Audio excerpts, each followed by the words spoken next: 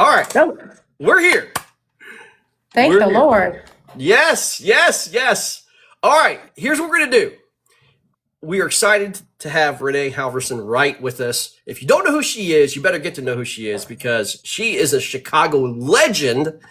And the Chicago Bears had a group of cheerleaders called the Honey Bears back in the 80s.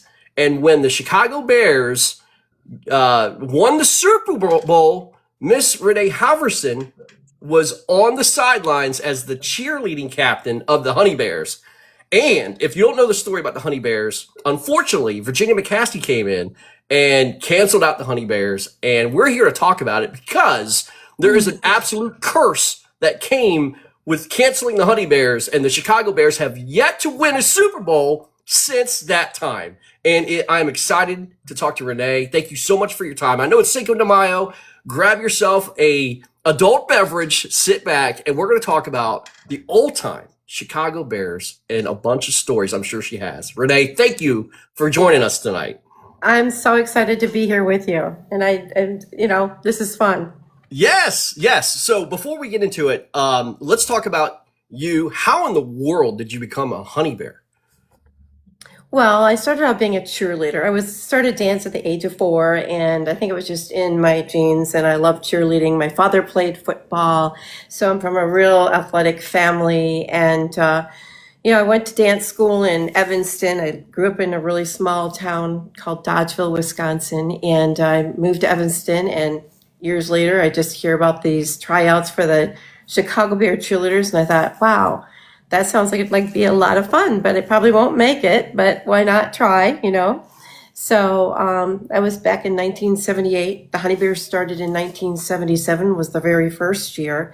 On our first year in 1977, there were actually 6 Playboy bunnies on that year. A lot of them traded in their cottontails for pom-poms. So Whoa! that was, yeah. So, Papa Bear Hollis at the time, the Bears were not doing well in 1977.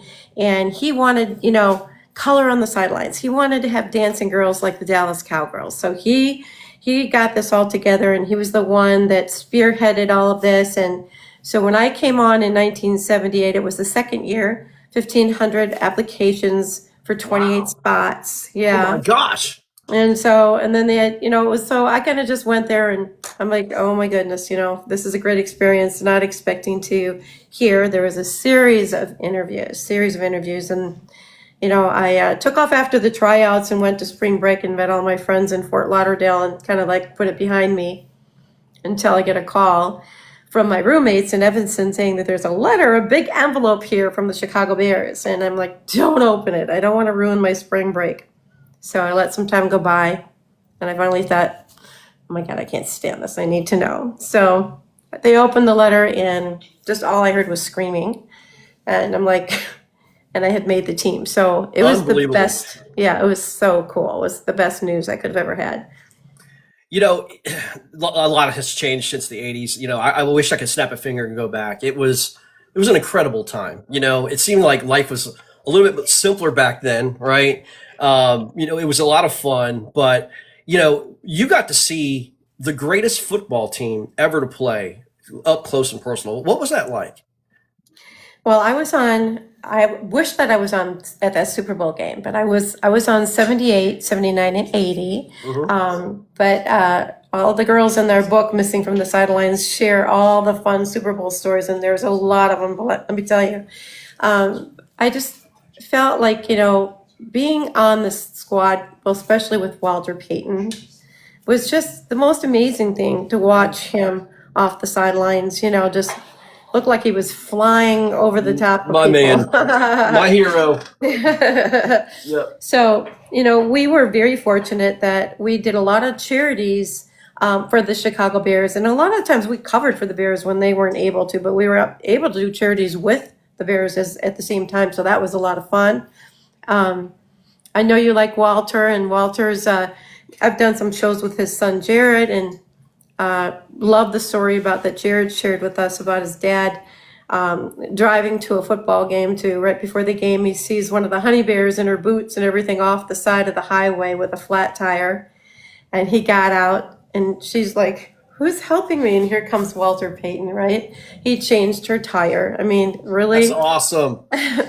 Yeah, and they both then went off to Soldier Field. There's so many fun stories Oh, like please that. share them. Please share as many Walter Payton stories as you have. I mean, I mean, if you're from Chicago, even if you're an NFL sports fan, he's a man to be like adored, right?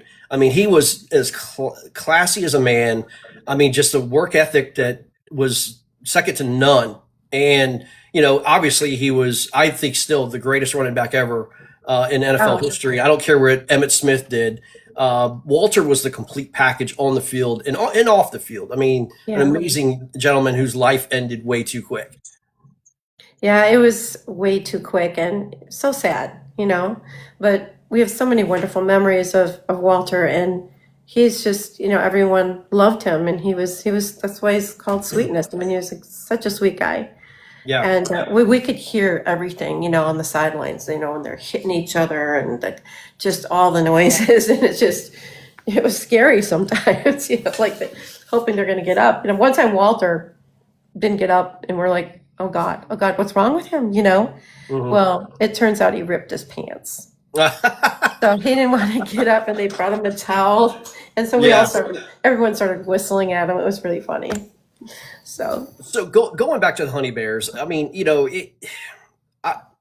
I'm a fan. Obviously, look, it's prevalent in NFL days. You have the Dallas Cowboy cheerleaders who are just, I mean, world renowned, right? I mean, there's Netflix videos on them and everything else. And, when Virginia McCaskey decided to get rid of the Honey Bears, I mean, what was the reaction to all the girls? well, Papa Bear has, he passed in 1983. And when Virginia became the owner, she wanted to get rid of us right away. And none of us knew about anything about getting rid of the Honey Bears.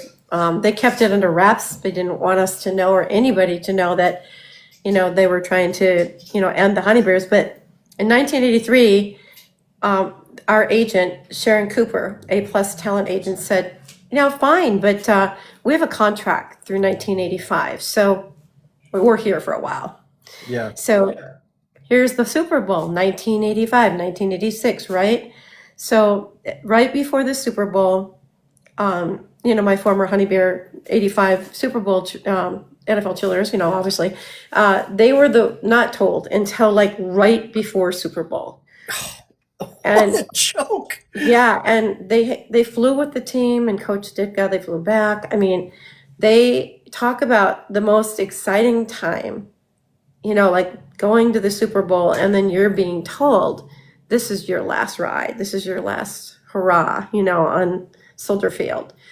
So, there was a lot of honestly crying and upset. Like, why we wear a full uniform. We don't even show our midriffs. Why? What's wrong with us? Why do they, want to get rid of us? We love the Bears. And so there was a lot of venting and a lot of hurt. I mean, once you get on the squad, you have to try out every year and fight for your space back because they'll cut the team in half each year. Mhm. And you don't want to leave because you form friendships and you just become, and all of us were diehard Bear fans, okay? Grew up in Wisconsin, but my father bought tickets and sat in the seats, to watch me cheer. So we just loved the Bears, and, the fans loved the Honey Bears. Yeah. We'd come down the tunnel and they'd be, Grandma, like, can I have some of your pom-pom strings? And they're trying to touch our hair, and we'd have security. We had to have security all the time around us, but the fans, they cheered back at us, Hmm. So it just was really, really hard to hear about disbanding us, and then that 1985, Honey Bears had to fly home knowing that was it, Ugh. And, our book ends in chapter 13 for a reason. And that's because we all know the Bears have not won a Super Bowl since the Honey Bears were disbanded. So, there's a lot of Chicago fans or a lot of sports fans that do believe in curses, right? So Oh, I think ours is one absolutely. of the Listen, top three the Cubs curses. and the goat. I mean, you've got that situation, and until they blew up the Barkman ball, they finally won the World Series. But I mean, Yeah. you know, I played baseball all my life. I played a little football, basketball, and baseball is the most superstitious sport there is, right? And I truly believe, if you, and I did this video, the way you saw me was through a video I did 2 years ago, talking about the honey bears and the honey bear curse. And if you don't bring back the honey bears, the Chicago Bears, I don't care what kind of talent you have on it, is going to be cursed until the girls get back on the sidelines. I am fully in belief that, it's unreal. It just doesn't make sense. Renee, if I had Jordan McCaskey sitting right next to me, okay, and you had one opportunity to talk to him and say your piece about the honey bears, what would you tell George McCaskey right now? I would just say to him that, Papa Bear Hallis, that was his wish. He wanted to have dancing girls. And he said, as long as I'm alive, we're going to have dancing girls. And I kind of feel like, is that the curse? I mean, I understand Virginia's, her feelings about certain things, but this, she loved her father. Her father wanted the honey bears. So I feel like, you're going against Papa Bear Hallis right now. And I feel like that's the curse. And we love the bears. We still do charities for the bears. People don't enjoy looking at boys running down, the field with flags. That doesn't replace dancing on the sidelines. Thank you. Yes, I agree. And we did a lot for we did a lot of charities for the bears. So, the fans loved the honey bears. And, there's a lot of people that are still very upset about it. So, there's a lot of teams. Yeah. It just doesn't make sense. It just doesn't make any sense, right? Well, 40 years have gone by almost, right? So something needs to change. They need to do something because, it's not, I thought after this season, this was our chance to lift the curse. And we didn't make it. No, we didn't. No, with all the miracles we had six game-winning drives by Caleb Williams. That still wasn't enough to put us over the top. And it's not. It's one of those things. It just doesn't make sense. Like there's no really good excuse now, especially in today's world. When you have again, just about every NFL team has cheerleaders, and it's just. It's exciting. You try to live this morality clause. Now that Virginia's passed away, you're trying to go a new way, right? You're doing and making decisions. For goodness sakes, we don't even know if the Chicago Bears are going to be in Illinois. There's so many different changes that have taken place with the organization. And that's, to me, that's absolutely crazy. Our song, The Pride and Joy of Illinois, is not the pride of joy of Indiana. Yep. It just doesn't make any sense. I got to see the Honey Bears perform a few times in the 70s and 80s, but at the old Tampa Stadium. Oh, we'd love going to Tampa. That was the one game that Papa Bear Hallis would take us to. We got to go to one away game a year, and thank God it was like Tampa Bay, someplace warm because we were most of the time, along the lakefront freezing our butts off, but didn't stop us from going out there. We were not shy. We didn't mind. We wanted to be out there. We didn't care how cold it was. What's the one greatest memory that you had being a captain of the Honey Bears? Well, there's 4 captains, to be fair, each year. Well, first of all, it was a great honor for me. With my dance background, that I was, coming from a small town and coming on to this season of the second season, looking up to these 77 girls that were the original first Honey Bears. It was it meant so much to me. And I just, we met so many wonderful people. And then just to walk out there and hear 60,000 people screaming, hello and hi, and just so excited, when we would come out. It's just you can't explain that feeling, that just the hype of coming out through the tunnel and hearing them scream at us, just so exciting and so fun. And we made so many friendships throughout the years. It was a huge sisterhood. So it's to this day, we have an NFL alumni chapter. We're all going to South Beach this summer. Every 2 years, all the NFL cheerleaders meet. It sounds like a bunch of fun. I ain't gonna lie. South Beach NFL cheerleaders. Yeah, that sounds amazing. So I want to kind of transition. You know, you were so passionate about this, and you kind of you made this basically as your life, you know, mission to get the girls back on the sidelines. So much so that you wrote a book, Missing from the Sidelines. Talk about your book, what made you write it, and then a little piece about it, and where people can get it. Okay. You know, we were doing a lot of shows in Chicago every kickoff, and to this day, they always, WJN, CBS, all those stations have us on to talk about our days and talk about the curse and this. And I decided, you know, they keep bringing us back. You know, they must have missed us, and maybe it's time to write a book. So I went home after doing a TV show and meeting a lot of Bear fans, still showing up for our autographs after all these years. You know, it was kind of shocking in a way, and, you know, but just got to my heart. So I thought, I'm going to write a book, I think. And I'm like looking at all these pictures and I'm saying, we're missing from the sidelines. So that became the title. So my boots and palms are on the cover, and we shot the cover, and we didn't want our pictures on it. We just wanted to show the palms and the boots laying there, because that's all that was left. We're gone. Yeah. So that's Missing from the Sidelines. And then what this did was we told the story of how it started with Papa Bear Hallis, Jim Finks, Ted Harris, Corinne Nimrod, our director, our coach, Kathy Core, who was a nun, okay, at one point, and Sharon Cooper. All these people had a story. Right. And when I started learning about Papa Bear Hallis, I just couldn't stop. I was amazed with his life. And so we went through that, and then we also have chapter 12. So that's 77 through 1985, 9 years of cheering. A lot of us wouldn't have known each other if it wasn't for the book. So the special thing about the book is that we all know each other now, because we put this book together, and every girl has a story. And it's like some girls that may have tried out 3 times, or like they have some stories that are very inspirational. Some will make you cry, some will make you laugh.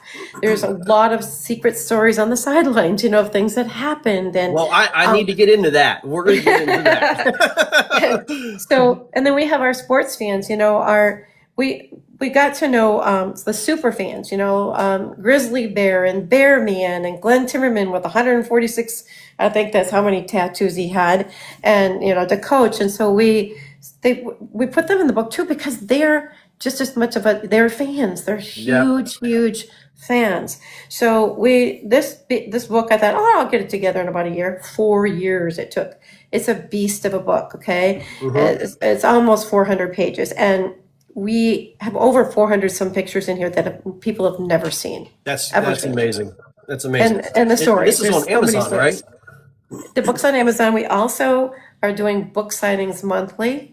We'll do charity work. So it's a way for us to get together. So we're still, you know, showing up and doing things for, you know, St. Jude's and Little City. And so we're out there, just whatever we can do. Veterans, you know, like hit us up. We're ready to, you know, get out there, get a table together, greet people, take pictures with people. Some of the girls, they spend $100 printing out their own pictures to give out to people.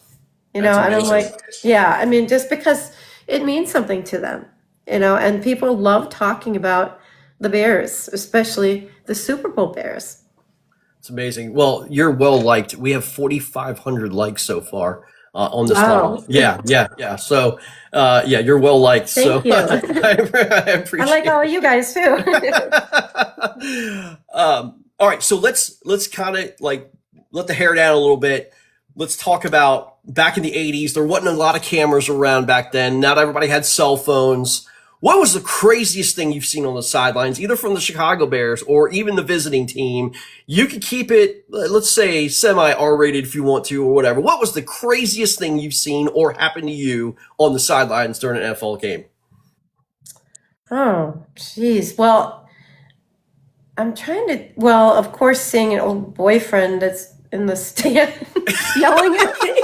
No, but hey, Shy Collector, I'm going to get you on in just one second. I can tell you, some of the girls got notes from the other players on the team. They'd pass notes to us, you know, the opposing team. So, but, you know, we weren't supposed to date the players. You know, so most of us dated Blackhawks, and married Blackhawks. So, but yeah, we always were together with the Bears, and we had a lot of fun stories. Some of those are in the book, I think, but I didn't see anything really crazy. Just people trying to, we had to have security all the time. We couldn't go anywhere. There were times that people would become knocking on our locker room doors, trying to get in there. Oh my gosh. People would become knocking on our locker room doors, trying to get in there. Oh my gosh. And all the teams knew that we were going to do a pictorial with them, but some of them went off and took pictures they shouldn't have taken, and it was a huge scandal. Maybe that's probably the reason that didn't help us. Yeah. And so as far as being in Soldier Field, it was just crazy people all around you, but we always had. The Bears took care of us. They were always right. Shy Collector, if you want to come on, I just sent you an invite. If you have time for like one or two people to ask you questions. Sure, of course. Okay. Yeah. Okay. He's still working. He said, when Virginia let them go, what was her opinion on it due to her reasoning? Okay. Well, we actually wrote to Virginia when I was writing the book too, and got a nice response back. But basically, it was just this is the words. They wanted it to be about the blood and guts of football, not about the cheerleaders on the sidelines. She wanted it just to be about blood and guts of football. And that was their business decision. Yeah. Well, I mean, but what are you going to do when timeouts happen? What are you going to do at the beginning of the game? What are you going to do at the end of the game? I mean, there's a lot of different things that, it kills time. Obviously, it's entertainment at the end of the day, right? And you get to showcase talent. I mean, it's not an easy thing to do. I mean, if I try to kick my foot up above my head, I'll be in the hospital. Oh, believe me, we had practices 3 times a week, and then with the games 4 times a week. We all had to work. We all had to have jobs. That wasn't the only thing that we did. Everybody had, jobs, and they had to be working, and but it was a tough schedule to keep up with. And then we back then had weigh-ins every week. So if you didn't make your weigh-in, you have 12 alternates waiting to take your place. Yeah, it was very bad. They would yell out our weight, like Halverson. It's like, oh my God, it was like, oh my gosh. I remember like they're putting the towel into the door and trying to sweat before they like the extra pounds, like. But you can't. Well, the funniest thing is one day, a couple of the girls, later on, like they wanted to pig out, before practice. So they hired someone, like paid like a busboy or somebody, like $5, $10 to go get the scale and hide it. And so until the book came out years later, Kathy Core, she was tough, okay, but we loved her. We call her Mama Bear. And she's still Mama Bear. Her license plate say Mama Bear. And she never knew what happened to the scale. It never did come back until the book came out, and then the 2 girls finally fessed up what they did. Oh my gosh, that's hilarious. Yeah. If you want to come on and ask Renee a question about the Honey Bears and basically in general football about the Chicago Bears back in the 80s, just hit the ask button or invite button. I'll get you on. But I mean, if you were, I guess there's so many ways to go here. It's obviously, it's very disappointing, the fact that, George McCaskey has been asked this question over and over and over again. And, it's like Shy Collector just saying, the reason why we think, Bears fans think that, the girls are not on the sidelines because it's a sexist thing to have, women on sidelines, doing cheers. And that was always what we heard, but that's not the case. What it sounds like in, what you said, it was all basically football related, right? And had nothing to do with the sexism of cheerleading, as what in Virginia's eyes. And that's what we've been told. That's what we've been fed the entire time, Yeah. Well, what was hurtful is that, I can see how she thought that way. But like most of us, we were just, like I said, diehard Bear fans. We lived for the Bears. Right. That was what not a lot of people want to stand out there in that little outfit, in the wintertime, but we did. You Yeah. know, we did it, you know. Chicago Of Bell course, weather we is had real. warm-ups once in a while, then we'd get booed when we'd come out in those warm-up suits over us, but, you know, That's what they're there to see. it's like, come on, you know, you're an account. Yeah. Well, not only were you a captain for the Honey Bears, but you were also on the Golden Bachelor season 1. I got to hear how that happened and tell us that story. Oh my God.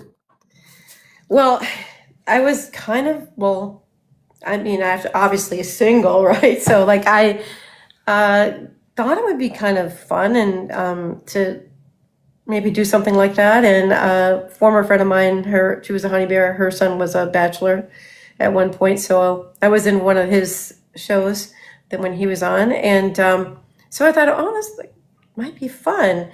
But then COVID happened, so it went away.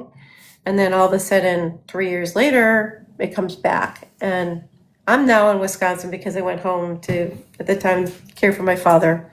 And he was the one that convinced me to go. He's like, you should do this, you know. And so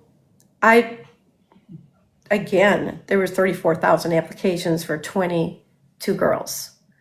And You need to play the lottery. I had to go through you had to go through so many cuts. Like, I really think they know more about us than we know about ourselves, but we had to have fingerprinting, sex testing. You had to talk to psychiatrists. You had to answer like hundreds and hundreds of questions and go through so many interviews to get invited. And, you know, I had no idea, but I think what happened for me is that Gary Turner was a Bears fan. He was the first Golden Bachelor. Okay. So, of course, they see, oh, we've got a honey bear here, you know, and I think they like the connection of coming out on, you know, having an NFL cheerleader come out out of the limo.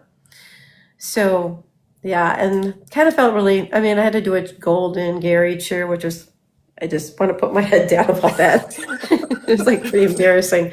But it was, the best thing about that was, again, kind of like with us having cheer sisters forever, we bonded, all of us women. I'm like, I met 22 some women now that we're all single, you know. But when I flew out there, we were pretty much, we were isolated to our rooms, so we didn't get to see each other until the night that we all got in the limo. So I couldn't even leave my room. The maid couldn't come in my room. We had to eat in our rooms. We would only go out. We didn't even have a key to our room. So Wow. if we went outside our room, you're not getting back in. So it was like you know, because it's a reality show, right? So Right. I wasn't really prepared. You know, now I think back, I wish I'd come at a different time, because I was at the time worrying about my father and, you know, a little, you know, just, I don't know. It just wasn't the right timing for me. But I had I don't regret it. I had a lot of fun. And like I said, I've met wonderful women that we've traveled with. We've gone to New York, and we're doing different functions just like the Honey Bears. So it's another group of ladies that I get to talk to and, you know, share stories with. It's amazing. I mean, you Yeah. have had an unbelievable life. I mean, it's unbelievable. I mean, I just respect it. You know, you just go for it, you know? Well, you know, sometimes you just have to do that. And sometimes that's the hardest thing, I think. And even today, after, you know, I lost my father at the end of November. And like I said, he was everything to me. And I knew that chapter of my life was over. So I needed to get back here and do this. Get back to the Honey Bears, get back to charity, get back to who I was. And Yeah. so that's the whole thing, is that you have to push yourself to do that, and it's not easy. But if you don't do that, you're just going to sit somewhere and nothing's going to happen. That's you know, so true. You got to open the door. You got to take the chance, and you fall. You just get back up, and you just keep going. You know, there's old saying, just wake up and go do stuff. I mean, Right. You know, Well, and that's hard to do. I mean, when I was, you know, going through kind of hard time during that time, I remember, like, right before I started a cheer, we always had to say 5, 6, 7, 8. So I would lay in bed sometimes. I'm like, okay, 5, 6, 7, 8, and I pop up. That's my thing. So you got to have something that's going to make you get up. Absolutely. Absolutely. What's your plans of the future? I want to continue to write maybe a second type of book with the honey bears, like getting down to some of the stories that I didn't or wouldn't put in the first book. I get it. Yeah. Yeah, it would be Yeah, amazing. there's some pretty funny stories. But we did a lot of promotions, so they Yeah. would hire us out. And one time, well, one of the older agents, Evelyn, she was sweet, but she booked me for a bachelor's party. I'm like, what? I'm like, she didn't know it was a bachelor's party. Mm. So at the stake joint in Chicago, and so I remember seeing that it was a bachelor's party, and so the first thing I did, I walk up and I go into the coat room and I said, I got to get out of here. And then I dove under the coats when the guy was coming to look for me. And then she's like, hide under here. I took off. I thought I'm going to get fired, but you know what? I wasn't going to put myself in that place. It wasn't fair. Yeah. So Let's bring it back. You being a Bears fan, let's bring it back to today's Bears. Okay. What do you think about the current coach, the quarterback, the team as a general, and are we going to do it? I thought we were going to do it, and we've got it all there together. I think I hope we do. We're all Bear fans. We're always going to be hopeful. It's been pretty rough, but I think we've got the talent as long as we keep him, healthy, our quarterback, and Yep. we just. I don't know. Maybe they have to bring the honey bears back. They do. They do. I said, in some form, some way, like acknowledge us. Yeah. I mean, it's a part of Chicago history. I mean, the Bears, again, it's when you look back and see all the videos of the old Soldier Field and, the Honey Bears and again, the old team, like we shouldn't have to go back that far to enjoy, the structure of how the Bears were. And, it's like, it's been 40 years, since It just makes me feel like, oh my God, has it really been, sometimes it feels like it's been a long time, but sometimes it just feels like yesterday, But I can't believe it's been that many years and we're still in the same place. It's kind of like, when they ask me, do you believe in the curse? And I'm like, how could you not? I do. I mean, I don't like to believe in curses and things like that. I mean, I just think it's a funny curse, but it's not funny when you keep losing. Yeah, that's the truth. I mean, back in that day, we destroyed the Green Bay Packers. I mean, they were a joke back when, back in the 80s. And now, right? It's like we're best to even go 500 against them, Yeah. I mean, they were just an absolute laughing stock, back then. And now things have just changed. And Detroit Lions, I mean, the Detroit Lions were nothing, back then. And here they are, they're a powerhouse. So many things have changed, It's crazy. Well, it doesn't make sense. Yeah, I thought this was going to be the year. And I have to shake my head. I'm just like, what is it? The curse, probably. I don't know. I don't know. I'd like to see what everybody. If I know what everybody else thinks. They need to lift the curse somehow. Yeah. So if we gave you carte blanche and just let you do whatever you want, and George says yes, we're bringing back the Honey Bears. Okay. Structurally wise, what would that look like for the Chicago Bears? How many girls? How many, what's the structure of the Honey Bears? Like, tell me about the organization of the Honey Bears itself. What would it be? From compared to what it was, or like today, like what is the cheerleading squad? How would you do tryouts? What would the Honey Bears look like? Similar to what they do, for the, all the tryouts are just first you start out with an application, and a picture, and you have to get past the application stage of that. And who judges that? Well, we'd have to have a director and a coach and a choreographer. I would love to spearhead it, but I was going to say, like, I would love to. I know a good person that could actually do the directing and coaching. Yeah, yeah. I mean, we know what to do. I mean, it's picking the right girls for the right, you want them to be there for the right reasons, of course, right? Mm-hmm. Know something about football. Yeah. First in 77, when the girls came on, the Bear coaches came in and like the girls, taught them about football. Like, they came in and actually explained everything. And some of the Bears came in and talked to us. So it was such a tight, group. It was so cool. So yeah, I think it would look like similar to what we had, but better. All right, Steve Byard says, wouldn't it be fun if Renee and her fellow forever honey bears were to reunite for one last performance? They let the Dallas Cowgirls do that. Do you know what that would mean to us? Just to be acknowledged, but appreciated for what, we still are doing charities. I mean, years later, that would mean everything. And that would be a way to bring us back. You don't want us to be there every game, but I know that would be a different group of young Maybe honey that would bears. open the door. But I'm just saying that maybe that's what I said, they've had those, where they bring them on the field and they do, they're acknowledged and they do a little, whatever What would that mean to you? routine, What would that mean to everything. you? It would, I've always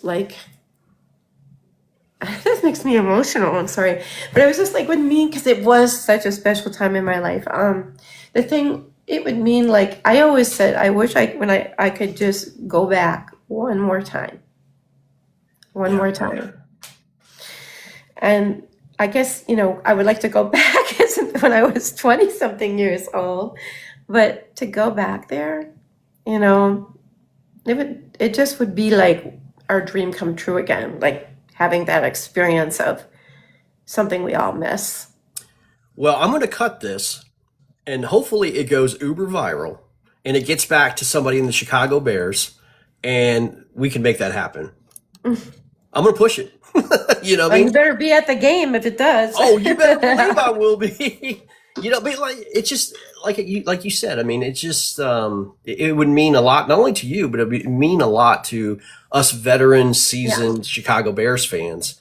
And again, it just doesn't make sense. I can understand this and that, but right now it just makes no sense. I know. It just it's kind of just sad, that's all, Yeah, it is. I mean, I felt like when I was writing the book, I got, like I said, I didn't know a lot about Papa Bear until I started Googling and just learning. And I wanted to go to his mausoleum. I didn't know where it was, and I just found it weirdly, and I went there to ask him for his blessing on our book and thanked him for wanting dancing girls on the sidelines of Soldier Field, that he gave girls who a chance to be a cheerleader that never thought they could, and just brought a lot of joy. So that was my thing that I did during the time of writing the book. So we take it very seriously.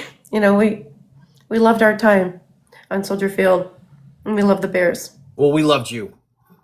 We did. Thank you. And, as I said, hopefully one day you'll see the dream come true and the newer Bears fans could experience what we experienced back in the 80s. It was great. It was, again, you guys were superstars. You were celebrities in the city of Chicago, and you're continuing to do the great work, as you talk about your charity events, and, you're carrying on a great tradition. And I hope to see George and the Chicago Bears wake up and get the Honey Bears back on the sidelines. Get some other young girls a chance to do or experience what we experienced. We have little girls coming up just now, and I get letters like, "Oh, my daughter was crying and she got this picture, and could you send us some more pictures?" And those are the things that you like to hear, Yep. And so hopefully, some form we'll get them back and we'll win a Super Bowl. Okay, so Chicago Shy Collector wants to know this. I don't know if she can answer this, but is there a player that overstepped heavily?